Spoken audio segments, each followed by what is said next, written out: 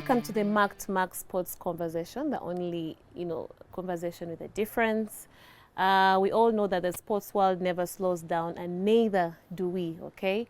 So I'm here as your host, the usual, Pali Rose, and with me, I have Mark Namanya on my left. Thank you. And well, there's a bit of a twist today. We have an amazing guest called Ismail Chigongo, who is sitting in for Maxley. But before I even go further, I need to tell you that this gentleman here, he's quite amazing in the things that he does. Well, he's apart from being a journalist, he's a writer, an editor, and head of sports with Nation Media Group. Sure. Yeah, and Monita, you're welcome. Thank you, Pal. We are happy to have you. Glad to be here.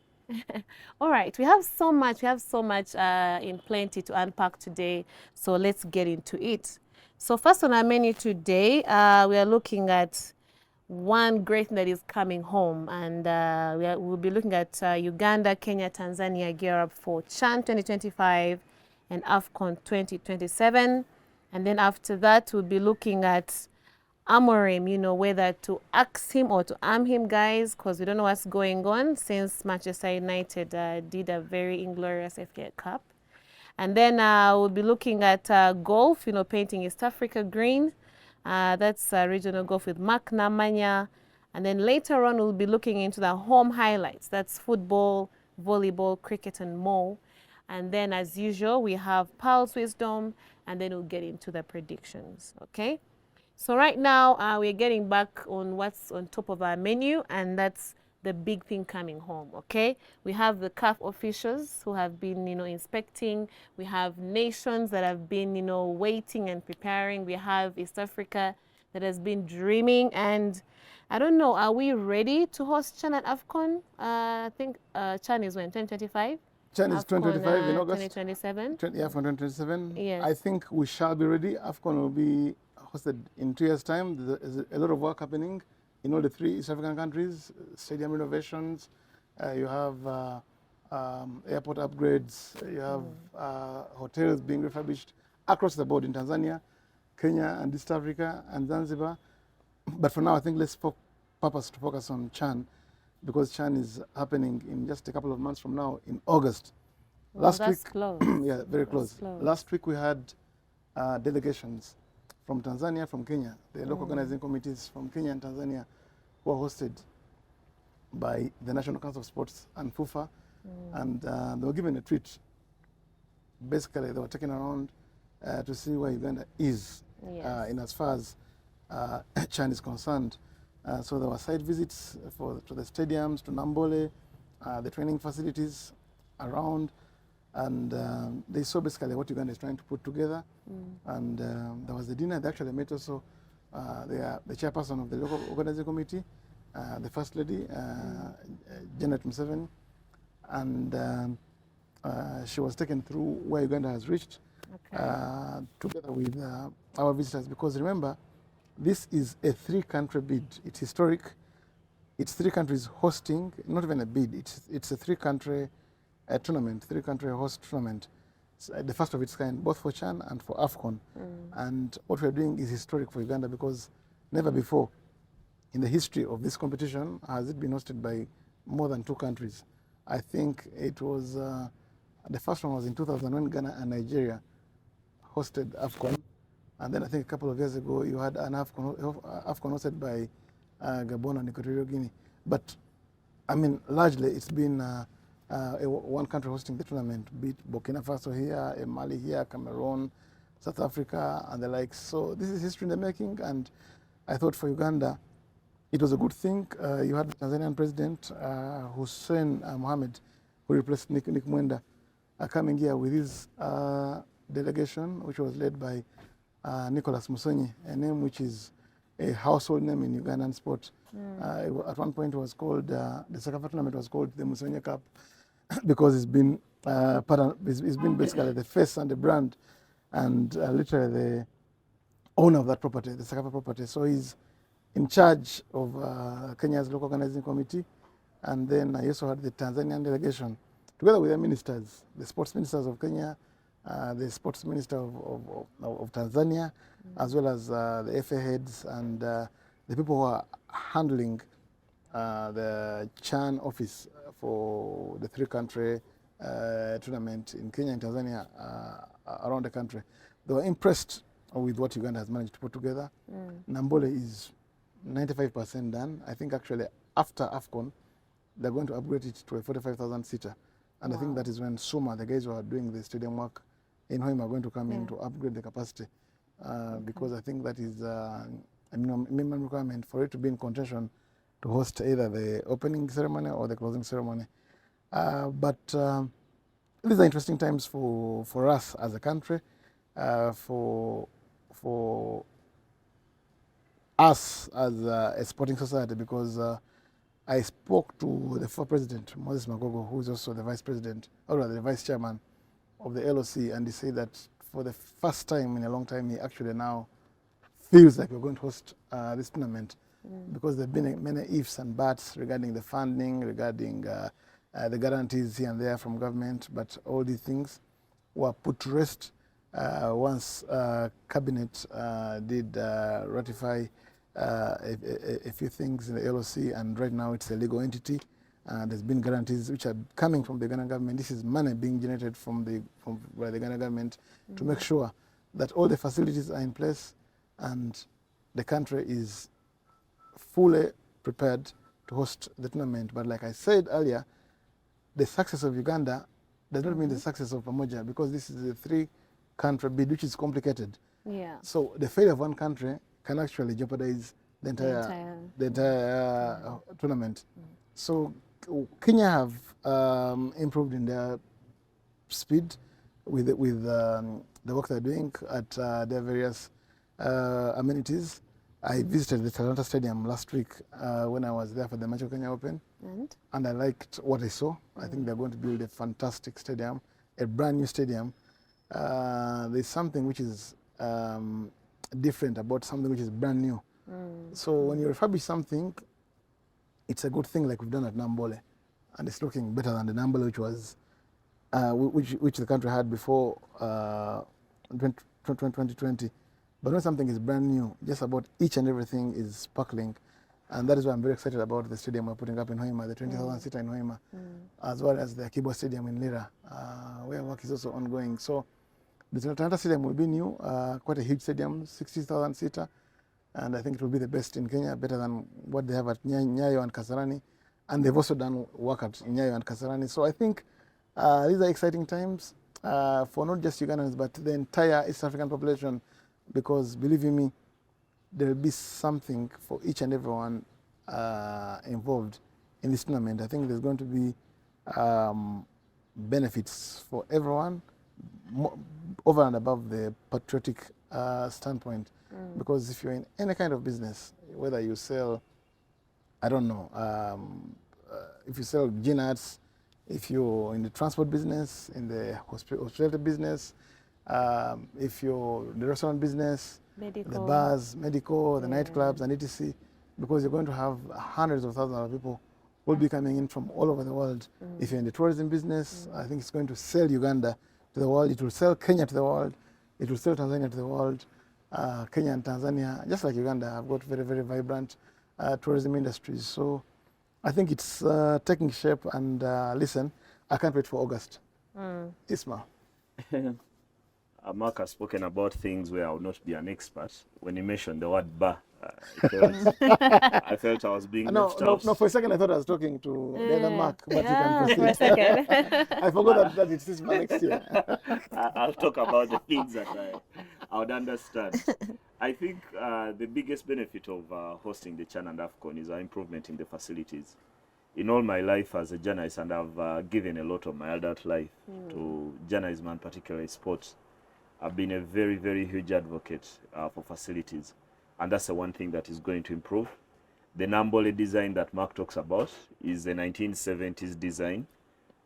It's part of our stadiums that were donated by China at the height of the Cold War to Africa. And actually every African country has a stadium like that. Almost every African country, like Nambole. So to have it refurbished is a very good bonus. Go to Niger, go to Benin, go to Togo, go to even Rwanda here. They just have, you would think you're in Nambole actually. Yeah, you would think you're in Nambole because China was trying to win the Cold War at the time and thought giving Africa such would be a good thing. But besides Nambole, I think for me, the improvement in all the facilities, to imagine that Chambogo, a few years ago, was a place where we either played cricket or Sunday league football, casual football, and now it's being transformed into a world-class training facility where teams can come and do their training. That's a bonus.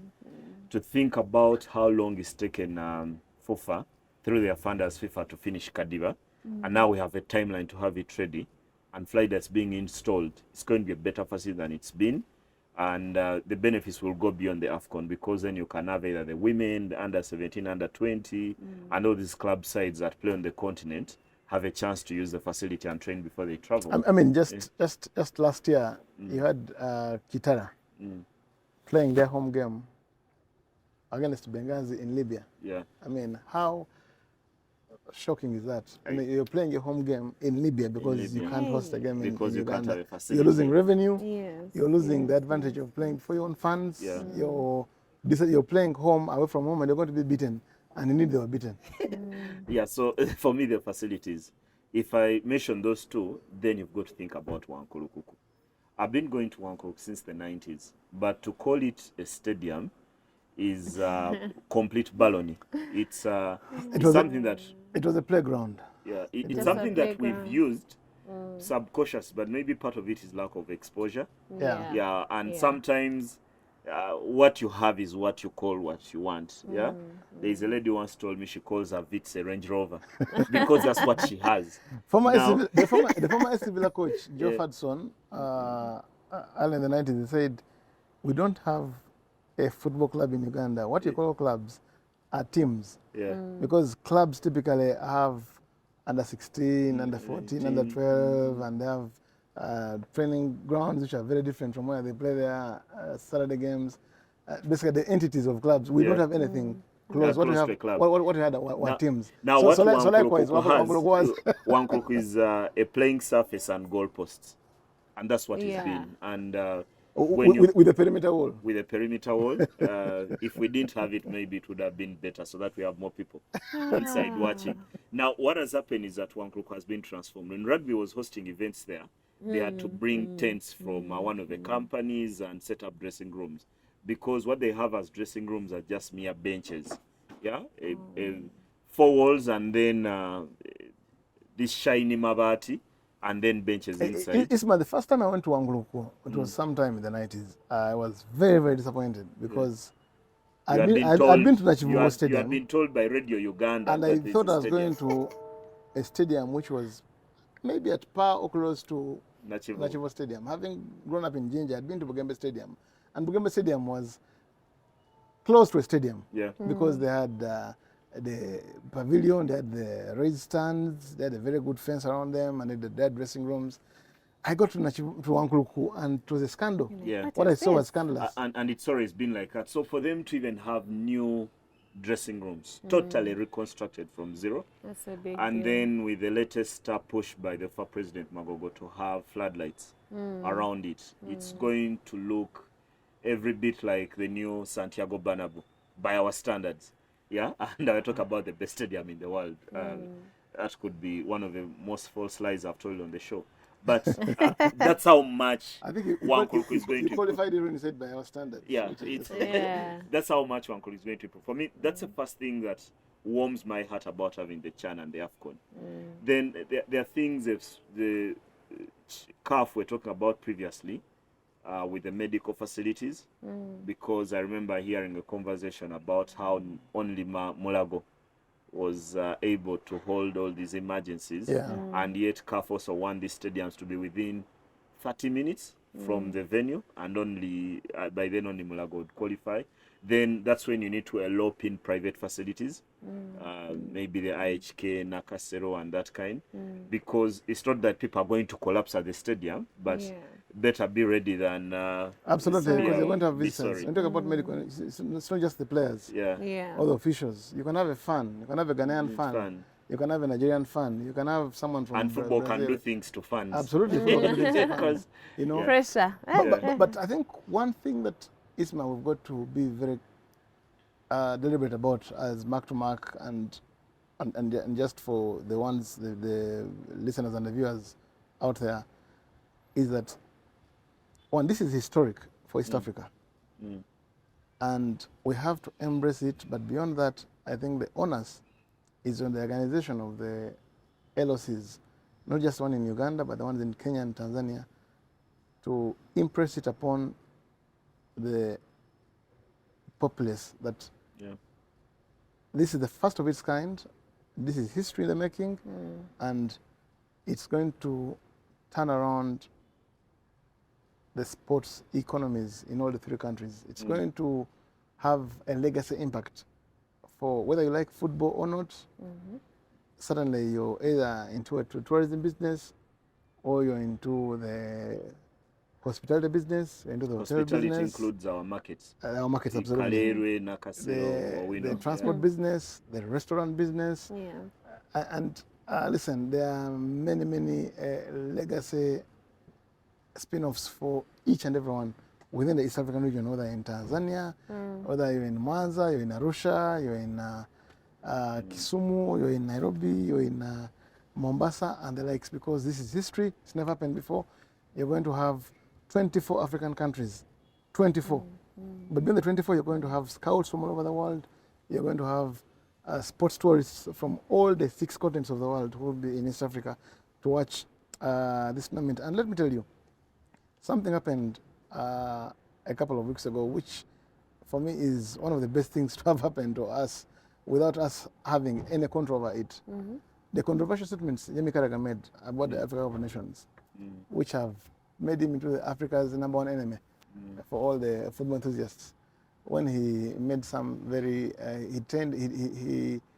he derided the AFCON.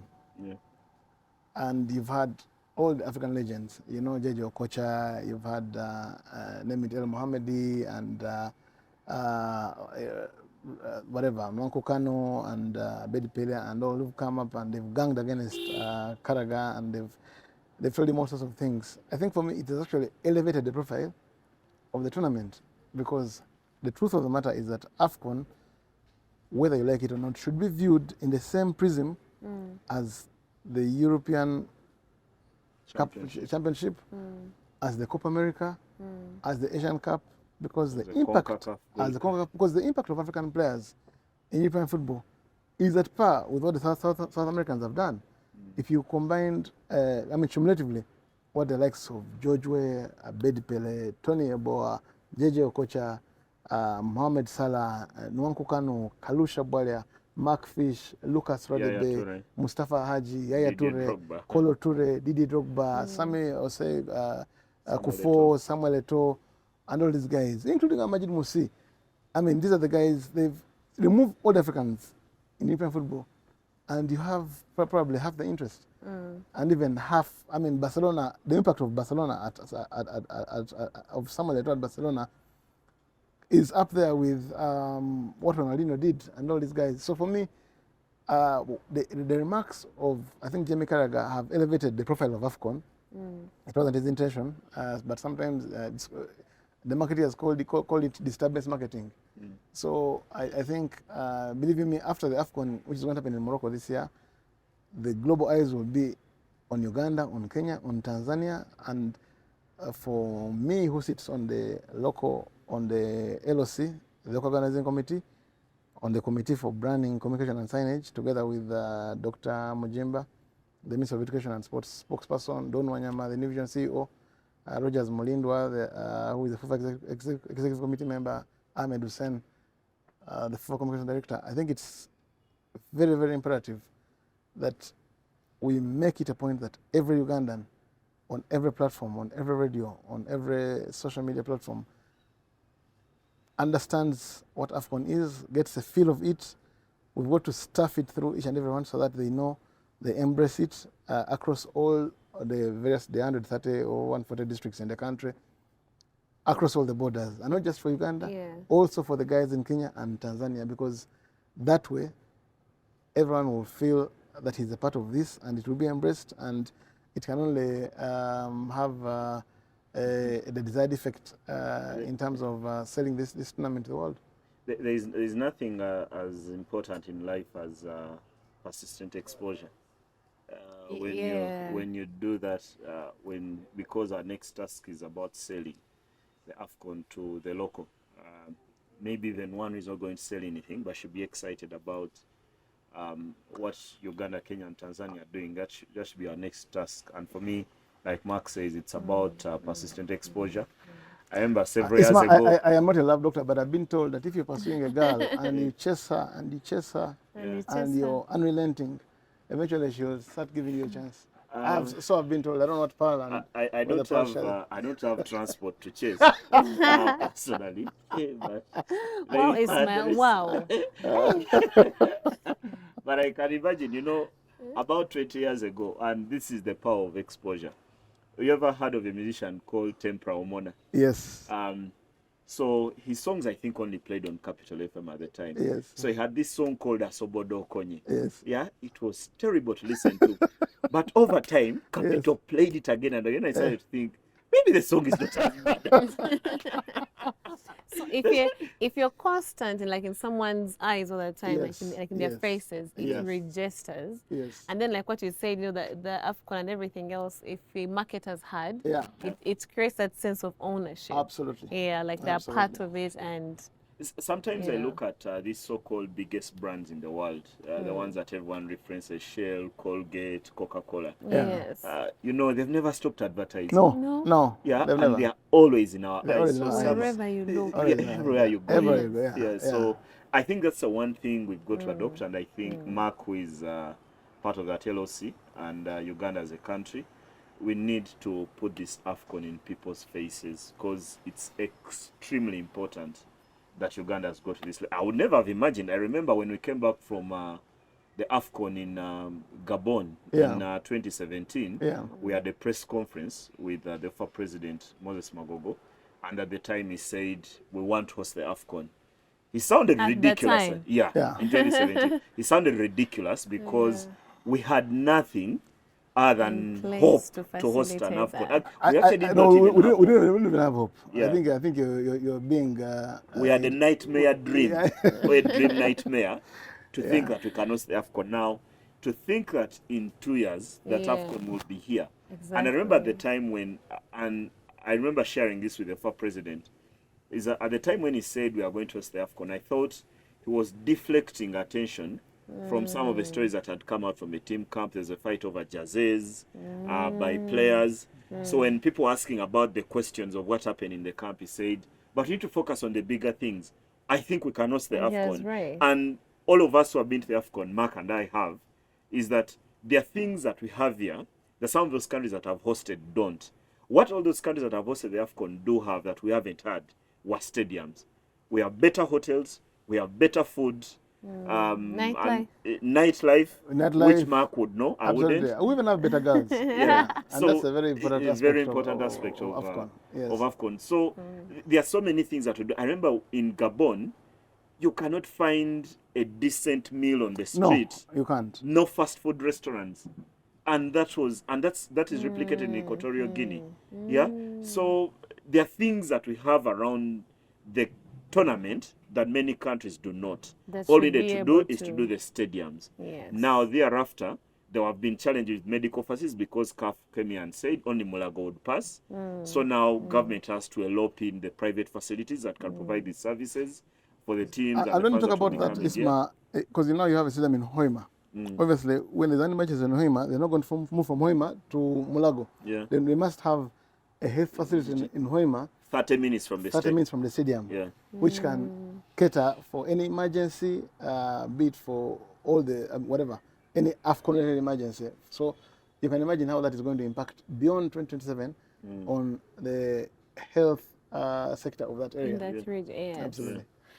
All right, guys, thank you so much. Moving on now, we have this interesting question, do we AXE AMORIM or do we arm him? Manchester United, now they're out of the FA Cup and all the knives are out for AMORIM. I don't know if the Red Devils should give him a chance or just show him an exit, before things get worse. Well, I've been consistent on this one. I think AXE AMORIM would be going one step forward and 5 backwards. I think what is important for United is to have a bit of consistency in the way they're doing things and have a bit of belief. I was against Amorim taking over the job in November when Erik ten Hag was fired, because I felt that that was the worst timing for anyone taking up a team which was at its lowest ebb, had just had a couple of signings, 5 or 6 signings by an under fire manager, and some of the signings I felt were very of dubious quality. And from the moment Ten Hag left, I thought it was a poison chalice to become United manager. I thought that it would have been smarter for Ruud van Nistelrooy to stay in charge of the team as a club legend, understanding the United way. He was going to just hold ship up to May. No one was going to demand trophies from him, so that Amorim takes over and has a full preseason with a new team, a team which is built in his image, and a team which has been put together by him. So right now, what's happening at the club is that Amorim has inherited a broken structure which had been put together by Ten Hag. Ten Hag was left out midway, and then he's come, and then he's trying to put together a broken team. And so he's come and tried to impose a new philosophy on very average players. Some results have been good, but most of the results haven't been very good. And I think United finds itself in the rut in which they're stuck in today. Ultimately, for me, they've got to believe in the manager, because they've sacked so many managers over the last 10 years. And yet United's strength over the years historically has been its belief in the manager, longevity. From Sir Matt Busby and Sir Alex Ferguson, the club's best years was when they had belief and they gave a bit of time and commitment to one management. So what is going to happen is that I think they've got to make some very big, brutal decisions in the next couple of months, because this is a dead season for United. They won't win the Europa League. They definitely won't win the Europa League with Amad Diallo out. I'm a Man U fan, but and I think come the summer, I see no less than 8 players exiting the club. They have to exit the club. So, and the rebuilding process will not happen over one season. I actually think even 2025, 2026 is a rebuilding process for the club. So it would serve United's best interests if they're not anywhere in Europe next season, so that they put together, they manage that transition to build together a team such that they can actually become genuine competitors post 2026. Mark would make a lot of money if he opened a law firm outside of Old Trafford, because he's given Amorim a carte blanche to do whatever he's done. They've lost 8 league games out of 12. That's big. One of the things that bothers me about Amorim and Manchester United today is that the team has got worse, progressively worse, than under Erik ten Hag. Ordinarily, I've always felt that when managers come into a team that is not doing very well, and we can reference Jurgen Klopp, who rebuilt Liverpool, and now any manager can almost slot in because the foundation has been done, is that you must offer a solution that I would call Panado for the team to improve in the short term. Now, what Amorim has done is what I would call a cardinal sin, because the team has got worse. Because with all the other teams, look at Everton under David Moyes. Maybe the task is not as huge as United, but you get the results and then set a platform where you can build. Now, what Amorim has done, he's gone backwards, so the team needs a bigger job to rebuild. Even a team like Wolves under Vitor Pereira, who is coming this season, I think they've got better.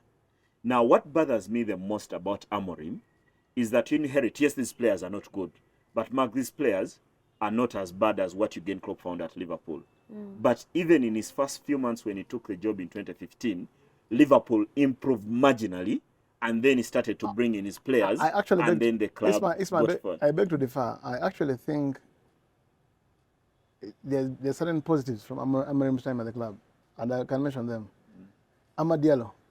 With Ten Hag in the club, there would never have been Amad Diallo. you can now keep quiet, because after that I don't see anything else. No, listen. United, I watch United now, and United has got more control to their games than they ever had in any game under Erik ten Hag.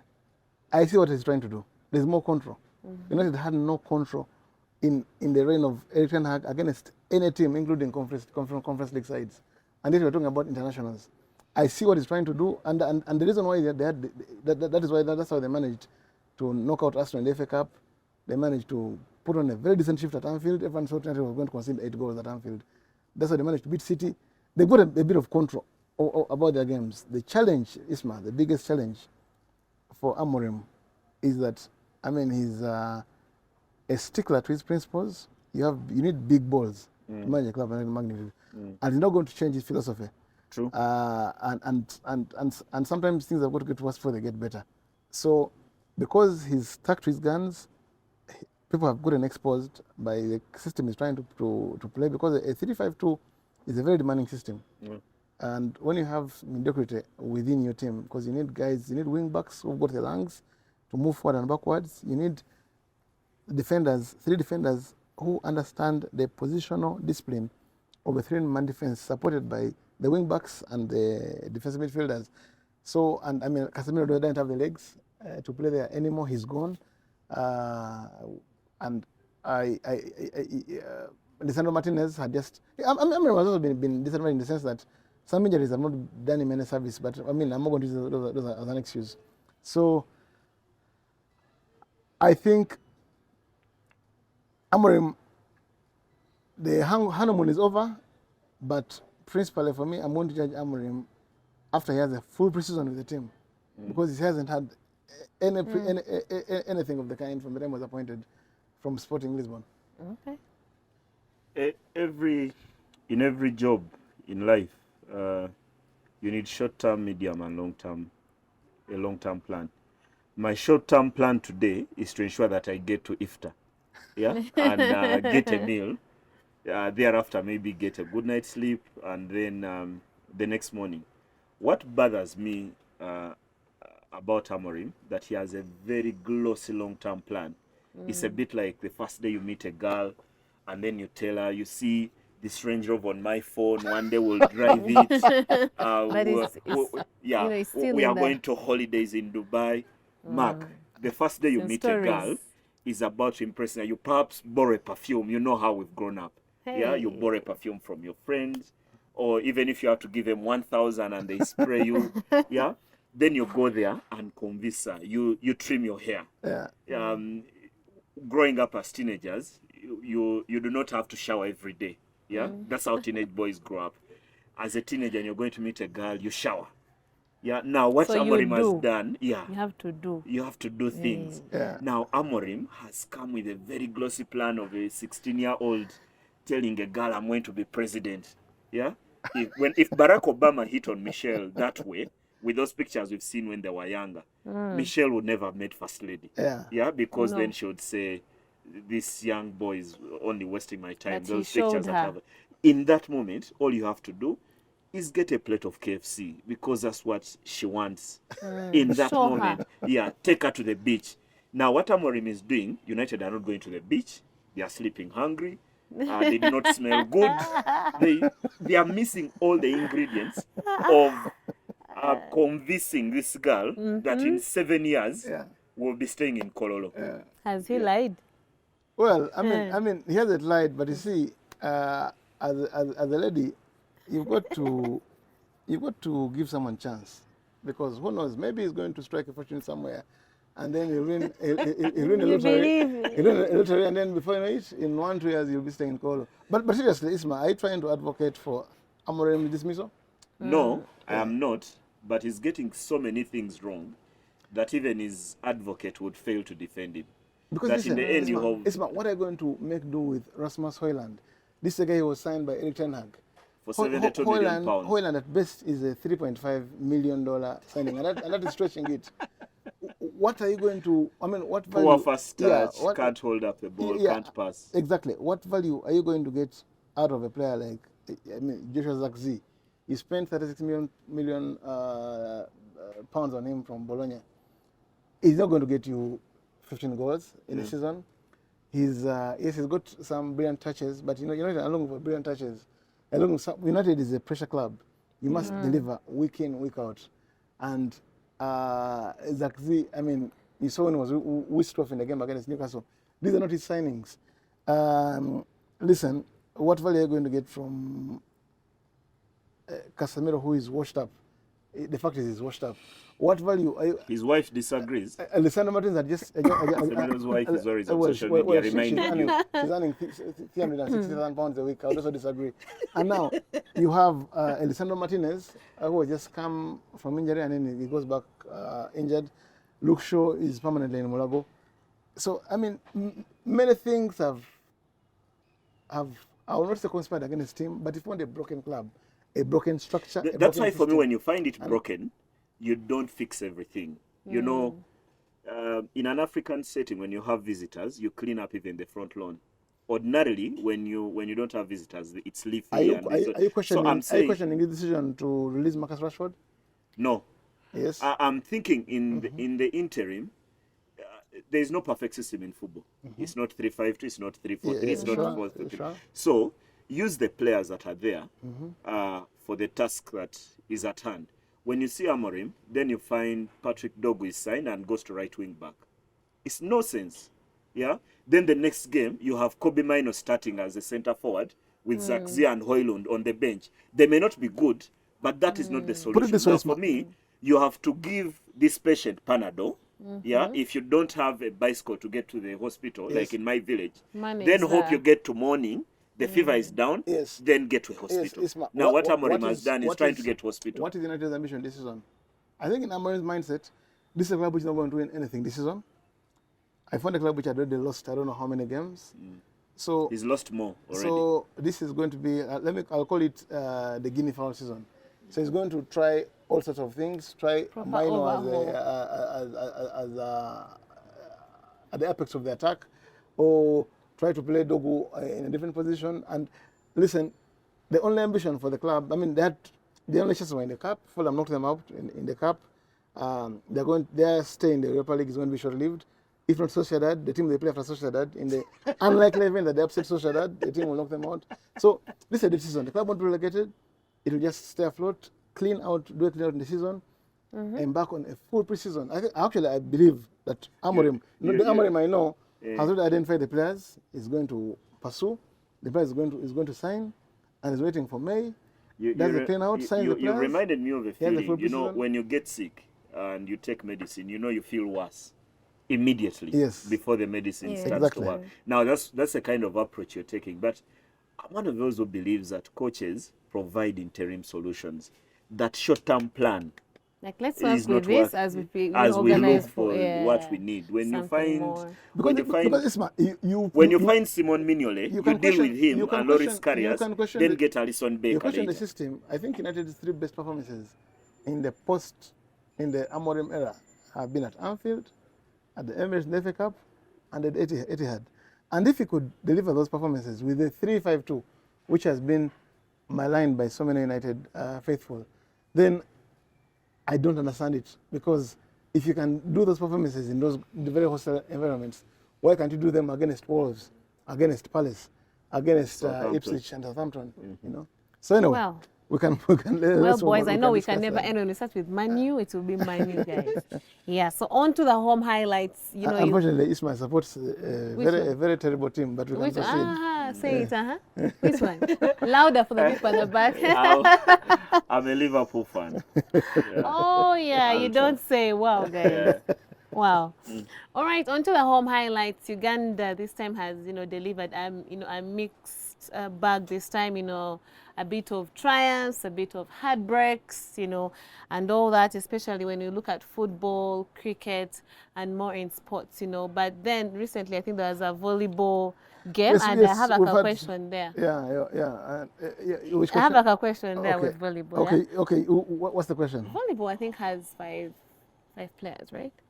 There is that other one that would on court. Okay, there are 6. Okay, 6. There are 5 and then a libero. That one exactly. They're usually more a bit shorter, and you find they have to go down to get a good angle to grab the ball. The libero have to grab the balls. And what's the question? No, Why? No, like no, libero. how does that work? I need to Typically, understand. liberos, first of all, they put on different attire from the rest of the team. And they're usually shorter. And key among their duties that, I mean, a guy who is tall, you need a shorter guy to retrieve the balls. To retrieve the balls from as opposed to the tall guys, yes. That's why it's larger reception and keeps balance of the court, because Absolutely. you have an opposite who is hitting from distance. You have a receiver attacker, like our best player George Aporo in Uganda. Then you have all this support. But Look, imagine George Aporo having to retrieve the balls. It's a challenge for him. Yeah. It's easier when you're... So the shorters always have like the best... It's a bit like in cricket. When you're a wicket keeper, you can't have a wicket keeper who is 6'5". Yeah. Yeah, but if you have a 6'5" fast bowler, you have a chance of winning every game. Absolutely. The wicket keeper is normally the shortest. That's why my friends who have been wicket keepers in Uganda, Dennis Musali, you see, he's barely 6. He's barely 5'7". Yeah. Okay. So, Paul, would you be a libero? Would you be that one? Me, I would be that one. So I have the best, angle where I can retrieve the balls, grab them. Yeah. So anyway, yes. Talk about the competition of Africa volleyball. Isma, you were at Lugogo this week, and you went. I was there largely because I wanted Nemo Stars to do well. I have a soft spot for them. Studied with them at university, so sometimes I'm there to see what they are doing. So they were playing in that CAVB Zone 5 Club Championship. That was hosted by Uganda, played at Lugogo and Old Kampala Arena next to the Gaddafi Mosque in Old Kampala. Unfortunately, the team that took me there, after Georgia Poro had convinced me they would compete, eventually were knocked out in the quarterfinals by APR of Rwanda, the army side. And it's been the pattern. This tournament has been dominated by Rwandese teams. And when I asked Georgia Poro why that is the case, he said it's because here we are still playing volleyball in a very amateur setting. In Rwanda, it pays. That's why some of Uganda's best players are now, especially the girls, are playing in Rwanda. And that would get you anywhere around $1,000 in salary every month. That's good money. With a place to stay and all. So the girls have chosen to go there. Ivan Ongoma has played there previously. So it's no surprise that in the end, you had Rwandan sides get to the final. They are better facilities. Even their jerseys look newer. They look a lot more organized, and eventually they don't look there. A lot more organized. Way more organized. Way more organized. Yeah. So in the end, it was Police of Rwanda, a volleyball club from Rwanda, against APR. What they call Aperi. Aperi. And unfortunately, while our organization has been fairly good, the final for the men did not start until after 11 p.m. I was actually there, and I watched the third place playoff game between Reg, Rwanda Energy and Rwanda Energy Group and Sport S. Reg Energy Group won. They won that one. It was a 5-setter, a very thrilling 5-setter. And then you had the speeches. Because apparently, according to the organizers, they had to have the speeches at that time, because before after that, before the women's and men's finals, because if they had the speeches after the men's finals, you're going to be addressing an empty hall, And I saw the thought process behind that. But listen, the final started close to 9. The ladies' final, the women's final close to 9. And between APR and Kenya Pipeline. I traveled. I moved with a colleague who had brought his girls to come, and because they are volleyballers. There's school-going girls, and they just couldn't watch after the first set. They had to go because they had school the following day. So it was a painful moment because they were enjoying the final and they were supporting APR, But APR, the girls also, they prevailed in the final. They beat Kenya Pipeline, which I thought was a shocker. I sat next to Georgia Poro, and Georgia Poro, one of Uganda's best volleyballers, had predicted Kenya Pipeline prevailing. But somehow APR held their own, and they did win that one, steered by their captain, a very good basketballer, a very good volleyballer, Valentin. So it was a good tournament. We had excellent crowds, some fantastic volleyball, good organization. But there's no excuse why you should have the final No, start after no, 11 It's p.m. on a unacceptable. Sunday It's night. unacceptable. Guys, come I That was actually too- think with too hindsight, late, yeah. I mean, going forward, if for next time, typically, I think the finals, I think, should be played on a very different day, because as opposed to putting all the third place playoff game and then the speeches and then the ladies final, have the speeches on the day of the final. Separated from the third place playoff game and what have you, because listen, I just couldn't stay there any longer up to way past midnight. I just couldn't. But you know, I've also had to learn from people within volleyball. Actually, people around the game do not mind a late 1, 2 a.m. finish. The people who play and the ultras, the fans of the game, do not mind walking out of Lugogo at 2 a.m. It's everyone else has It's a thing outside. that has been happening. Yeah, it has been happening repeatedly. But Isma, if you're playing, just let's assume for argument's sake, you're the players and your opponents, team A and team B. Let's say APR, the men and police are playing at 2 midnight, 2 a.m., 1 a.m. to an empty NCS arena. I don't think it's the same final. When you have having it at 6 having it at 6 p.m. when it's full to the rafters. Yeah. Somehow, maybe. And I've seen it even with our local tournaments, Ndeje Open, Gulu Open, Imbara Open, and all, Chambog Open. The final normally does not happen because darkness falls on that Sunday evening, and then they have to move it to Nsambia, the Sports Arena, a week or two later. It just doesn't make sense, but every time you talk to people within volleyball, they have no problem with it. Well, I think we need to learn to adjust to that kind of mindset. Anything with football? Football, Isma, Lawal, the Vipers player, was laid to rest in Nigeria. Quite a sad episode. I thought that Vipers did very, very well in giving him a good send-off. It doesn't take away the pain.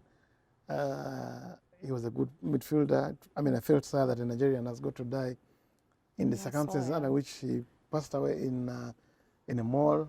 I think in was it Webaja Voice Mall. But I mean, Vipers did the best they could.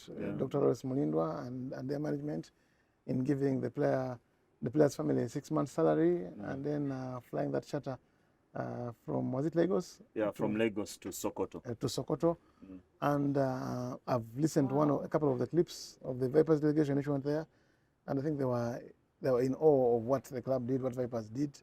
And he saw rest in eternal peace. I was saying one of the most interesting things, and there isn't anything interesting in death, the commissioner for sports for that region where Abeka Lawal comes from, offered Vipers another Nigerian player. In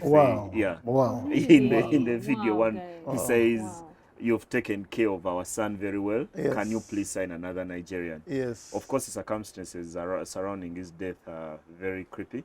You hope there's an investigation, and then we get to the bottom. We have to because what happened in that hotel room. I've seen the graphic images of his face, bruised, bloodied, looks beaten and swollen. It doesn't come from someone just jumping off a 3rd floor. If your face is so there must be something more to it. There's definitely something more to it. Even before following up with the details of what I've heard from the grapevine, my instinct was that there's something more to it. No one just jumps off the 3rd floor. And more so a sportsman. Of a building. So there's a lot to dig up in that. But on the pitch, Vipers have to do a job. Too, and they still retained a 3-point advantage over NEC in the title race after their latest 1-0 victory over Mbara City. Their goal scored by Alan Okello. His 14th of the season. He's having a stellar season, But it's what's happening at KCC. Something is amiss. They've forgotten how to win games. Now, on Sunday, I normally spend my Sunday in office from 10 a.m. up to around 9 p.m. So I chose to go to Luzira to watch Maroons versus KCCA. Mark, if you got me a very place with a clear sky, I should have spent that Sunday afternoon counting clouds. Terrible, terrible game of football. Wow. Over 90 minutes. Neither Maroons or KCC, two teams that are supposed to be famous for playing good football, had one chance. Usama Rafat from about 8 yards and ballooned it over when it was played through. The team is playing, there is no confidence, they hardly create chances. Very soon, people are going to be calling for Abdallah Mubiru's head. I think one of the things are you that trying has to suggest that someone who watched paint dry in that Yeah. time had more excitement? Maybe that one, watching paint dry is fun because there can be a cracking sound in the paint. You know when it's sticking, when the wind blows, there's something. But when you're counting clouds, you cannot like- hear in that distance. But it's much more fun than watching Maroon's cases here. Yeah, I think Mubiru has been let down by the signings he made. Brighton, Okani, Stephen Munguchi, Sambiru, they've not helped the side. And the team has gone backwards. There's no confidence. Decisions. Everyone seems to be struggling. Yeah. Maybe even the Jazz is struggling itself on the players' bodies. Man, you But guys, it's absurd. you guys it's a bit of trouble. I've heard. Yeah, but I'm tell you cases have gone 6 games without a win. This is a team supposed to be contesting for the championship. Yeah. Alongside Vipers. And NEC have become sudden entrants, but usually when the season was starting, you thought that it was going to be KCC and Vipers. And actually, they're nowhere in the championship round. And last season, Mubiru had done very well. He did very well in the second half of the season. Yeah, because he picked them from a point where they were not winning any game. They sacked a coach, Sergio Tragui. They put him in charge. And actually, revived with the side. 4-5 games to go, he was still in contention for the title. Yeah. They won. They put on such a brilliant run of form that you feel they're going to be genuine contenders this season. It just hasn't happened for them. Wow, I guess that's it on Ugandan sports scene. Right now, we're getting into the predictions, guys. Who is winning? Who is bottling? Who is going to let us down with our predictions, guys? I don't know, but I'm inviting you all to come and bet with us. Looks like this week is quite busy. We have PSV Arsenal. PSV Arsenal, that's happening at the Emirates. No. Sorry, in Eindhoven. On Philips Stadium. Tuesday. Philips Stadium. It's coming Tuesday. I'm going for I'm going for a 0-0. 0-0. I just don't see Arsenal scoring goals. They defend well, I just don't see them scoring. I don't know who scored the goals. Mikel Merino, I don't know. I'm going for a 0-0. They have Ethan Nwaneri. Looks a gem, looks every bit if he continues on that curve. I'm going 1-1. 1-1. Okay, then I think same day we have Real Madrid Atletico. Wow. Yeah. Wow, one of the ties of the round. It's a difficult game. Real Madrid coming off that defeat to Real Betis. It's a Champions League, it's a home derby. I'm going for a 1-1 draw. 1-1 draw. After that game against Betis, Carlo Ancelotti said that if Madrid play as bad as they did against Betis, they should not show up at the stadium against Atletico. So I think they'll show up. That will fire them up. Yeah. So I'm going with Real Madrid 3, Atletico 1. It's a bold one. Yeah, so we have Bayern and Leverkusen. Wow. Again, this is another, I'll call it a German derby. You know, a few weeks ago they played in the league. Yes. And Leverkusen played Bayern off the park. Off the park. Completely. It was a travesty that ended in a draw. Yeah. I'm going for another draw in this one. I can't split the side. I'm going for a 1-1 draw. I feel like you're playing it safe this time. And these are close games because Arsenal, PSV are teams of the same level. I'm talking about an Arsenal which doesn't have strikers. Okay. Real and Atletico is a derby. And Bayern Leverkusen is can go. I've gone for a 1-1 draw. Yeah. Okay. I'm going with Bayern 2, Leverkusen 2. Benfica. Ismail is playing itself. Yeah, I can see somehow. That's my first time on the show. If Paul does not invite me again. We have Benfica and Barca. Benfica, Barcelona. They played perhaps the game of the season, the 5-4. Yeah. It was quite a spectacular result there. I'm going for Barcelona. I'm going for a 3-1 for Barcelona. I'll go with Benfica 1, Barcelona 2. PSG, Liverpool. Let me start here. Yeah. Liverpool. Tell us. Liverpool know how to sort every game in Europe at Anfield. And they know how to make it hard for themselves going into the second leg. That's how they managed to beat Barcelona 4-0, having not showed up at the Camp Nou previously. So I'm going with PSG to win the first leg. PSG 2, Liverpool 1. Okay. I'm going for a fourth draw, 1-1. PSG, Liverpool at the Parc des I'm not Princes. going to laugh. I'm not going to laugh. Parc des Princes, first draw, yeah. We have Alkmaar and Spurs. That's the Europa League. I'm going for 2-1 Alkmaar. No draw this time. 2-1 Alkmaar. Now I'm going with Alkmaar 1, Tottenham 2. Then there is Manu and Sociedad. Oh my God. 2-1 Sociedad. 1-1. Then Sociedad will win the second leg 3-0. Well, guys. It's my turn to have more confidence in this United team than I do, which is strange. Well, guys, thank you so much for watching. Just like, you've had them, okay? Just go down there in the comments below. Leave us a comment, like, share. But thank you so much for tuning in. Keep hopeful. Keep rallying for your teams. Heartbreaks are no more. Let's celebrate the triumphs. Till next time. Thank you.